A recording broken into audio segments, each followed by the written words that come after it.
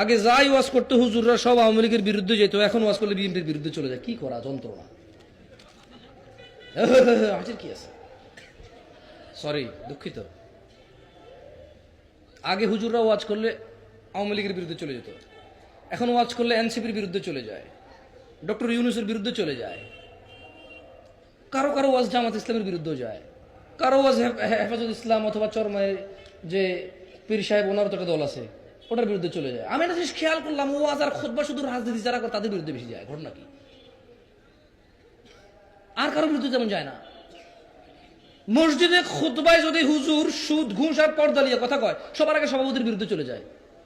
ওই কয়া থেকে আমার ঘুষে টার্গেট করিয়া, আরে কি আশ্চর্য।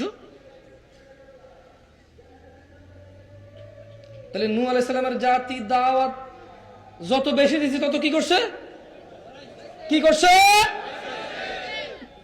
আর কানে কি দিছে, মুখ কোথায় ডাকছে, জিদ করে কি করছে, অহংকার করছে।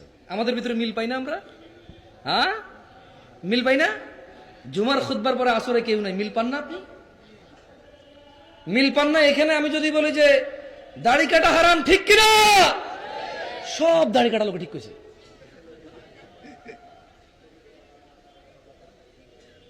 জানা করা হারাম যদি বলি, ঠিক কিনা? সব প্রেমিকরা বলবে ঠিক, কারণ ওই তো এটা ভালো জানে কত বে ঠিক। এটা সুম্মা নূহ আলাইহিস সালাম বলল তারপরে, মানে যখন কানে আঙ্গুল দিছে, মুখে কাপড় দিয়ে ঢেকে নিছে, আর জিদ করে আরো বেশি অহংকার করছে ওনার জাতি, দেখেন উনি হার মানেনি। ইয়া আল্লাহ, নূহ আলাইহিস সালাম কেমন মানুষ ছিল। ওনার জাতি ওনাকে এইভাবে মানে রিয়েক্ট করছে ওনার সাথে, কিন্তু উনি কিন্তু জাতির প্রতি উনি কিন্তু করেনি, কি করেনি, ক্ষান্ত হয়নি, জাতির প্রতি ভালোবাসা কমায়নি। আমরা কিন্তু টাকা কম পাইলেও মাহফিলে আসি না।